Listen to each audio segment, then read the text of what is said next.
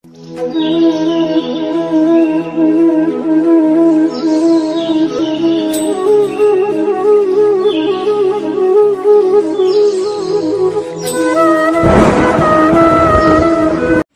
Back to my channel পূজার lifestyle. সবাই কেমন আছো? আশা করি খুব ভালো আছো, আমিও ভালো আছি।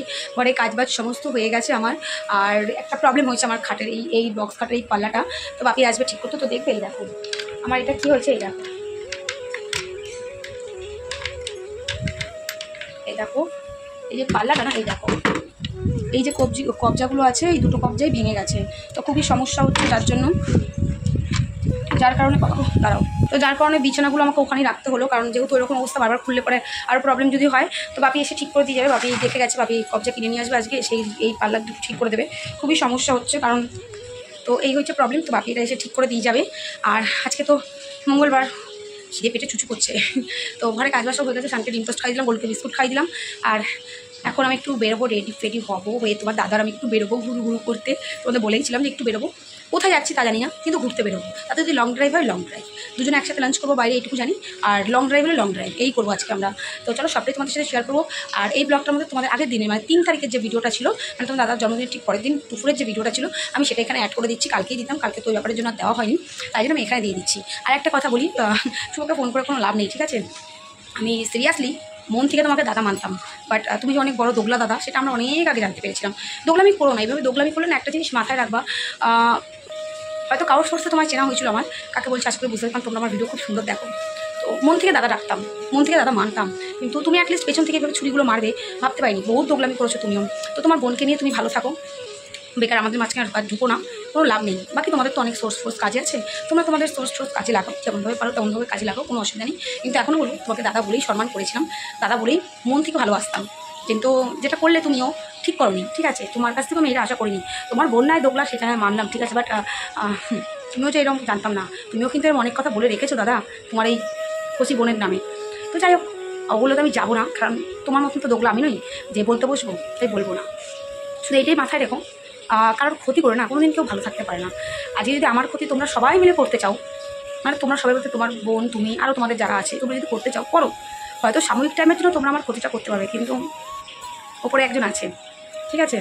ওপরে যে আছে সে বসে সবটা দেখছে, তাই বিচারটা আমি তার কাছেই ফেলে রেখেছি। বললাম না, সাময়িক টাইমের জন্য হয়তো আমার ক্ষতি তোমরা করতে পারবে, কিন্তু সারা জীবনের জন্য না। এখানটাতে যা লেখা আছে, তোমরা ক্ষতি করে সেই লেখাটাকে অন্তত পরিবর্তন করতে পারবে না। আবারও বলছি, তোমাকে দাদা হিসেবে দেখতাম, দাদা হিসেবে ভালোবাসতাম। তোমার বোনের সাথে যাই হয়েছিল না কেন, তোমাকে আমি সম্মান করতাম। বাট রিসেন্ট কিছু জিনিস আমার চোখে যেগুলো পড়েছে বা যেগুলো জানতে পেরেছি, ভালো না। তো শুভকে ফোন করার কোনো প্রয়োজন নেই তোমার, ঠিক আছে? তোমাদের কারোরই শুভকে ফোন করার কোনো প্রয়োজন নেই। আর আমি তোমাকে বলেছি, নেক্সট কোনোদিন যদি শুভ তোমাদের সাথে যেচে কোনো যোগাযোগ করতে যায়, আমাকে কল করে নিও। আমার কল লিস্ট থেকে তোমরা আনব্লক আছো করতে, আমার হোয়াটসঅ্যাপ থেকে ব্লক আছো, ঠিক কথা, ব্লক আছে। তুমি হয়তো নেই ব্লক আমার হোয়াটসঅ্যাপ থেকে, তো প্রয়োজন মাফিক হয়তো আমি করেও দেবো তোমাকেও ব্লক। কারণ এতদিন মনে করেছি তুমি আমার হোয়াটসঅ্যাপে থাকার যোগ্য, বাট কিছু ক্ষেত্রে কিছু জিনিস দেখে যেটা মনে হচ্ছে তুমি আমার হোয়াটসঅ্যাপে থাকার যোগ্য নও। দাদা হয়ে দাদার সম্মানটা রাখতে পারছো না, তার জন্য হয়তো তোমাকে কোনো একটা যখন আমার মনে হবে আমি ব্লক করে দেবো।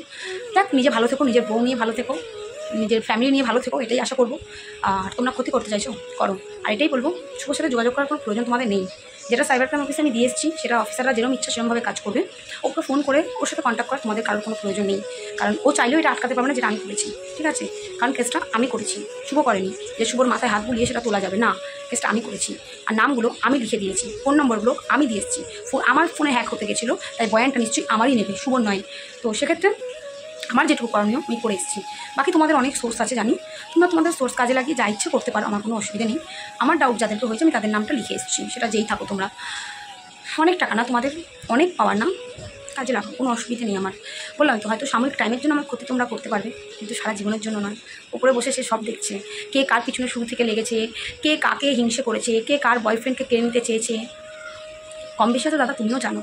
কিন্তু ওই যে তোমার কচি দুদু বোন, তোমার বোন না, বোনের জন্য তো তোমাকে চিন্তা করতে হবে, সেটা তোমার ব্যাপার। কারণ তুমি নিজেও জানো তোমার বোনকে, তোমার বউ দু চোখে সহ্য করতে পারে না, তোমার পাতানো বোনকে তুমি নিজেও জানো, ইভেন তুমি সহ্য করতে পারো না। কিন্তু ওই যে তোমরা এই লেভেলের দোগলা না, তোমরা আমাদের কাছে একটা বলবে, তোমার বোনের কাছে একটা বলবে। যাই হোক, তোমার বোনের কাছে কী বলেছো, তোমার বোনের নামে আমার কী বলেছো আমি সেটা বলতেও চাই না। স্ট্যাটাস খেলাবার আমার ঠিক পোষায় না, দরকার নেই।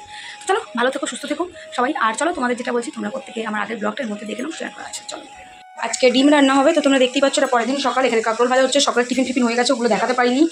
আর এই যে দেখতেই পাচ্ছ, উনি কাজ করছে। তুমি কি মুখ না খালি গায়ে বসে আছো, এরকম করো না, লোকে মাতাল ভাববে।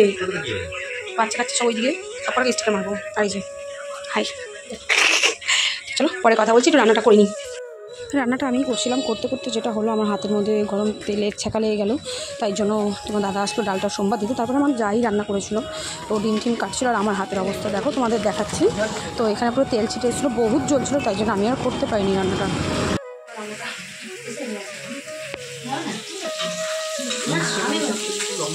ঠিক আছে,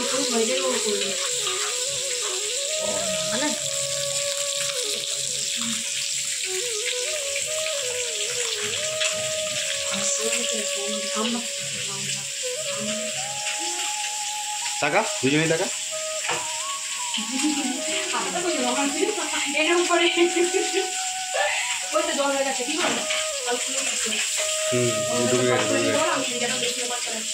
আর এখানে আমার দাদা, তোমার দাদা আমার ঘাটটা ম্যাসেজ করে দিচ্ছিলো মেশিন দিয়ে। এটা অ্যাকচুয়ালি আমার ফেশিয়ালের মেশিন। তোমরা অনেকে আমাকে জিজ্ঞেস করছো দিদি মেশিনটা কিসের মেশিন। এটা আমার ফেশিয়ালের মেশিন, বাট এটার মধ্যে অনেকগুলো মুভ দেওয়া আছে যেগুলো দিয়ে অনেক কিছুই করা যায়। তুমি হেয়ারে ম্যাসেজ করতে পারো, ঘাড়ে ম্যাসেজ, কোমর ম্যাসেজ, সব কিছুই করতে পারো। আর ব্লগটা কিন্তু আমি রাস্তা থেকে এডিট করছি, তাই জন্য না এত আওয়াজ আসছে, কিছু মনে করো না।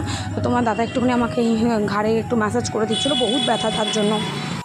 এখন দুই ভাই বসেছে, এক ভাই আর এক ভাইয়ের মাথা ম্যাসাজ করে দিচ্ছে। এটা আবার অন্য মুখ, মানে মুখগুলো সব আলাদা আলাদা আছে, তো সেগুলো দিয়েই সব করা হয়। তো এই যে আর এক দাদা ভাইয়ের ম্যাসাজ করছে বসে বসে, মানে এইসবই চলছিল, বুঝতে পারলে তো। 3 তারিখে আমাদের মোটামুটি রান্নাবাড়ি সব কমপ্লিট হয়েছে। দেখতে পাচ্ছ ভাত, কাঁকরোল ভাজা, ডিমের তরকারি, মুগের ডাল, পনিরের তরকারি আগের দিন ছিল, মাটন ছিল, এগুলো চাটনি ছিল, এগুলো সব ছিল। এগুলো দিয়ে সমস্ত দুপুরের রান্নাটা আমাদের কিন্তু খাওয়া দাওয়া হয়ে গেছিলো।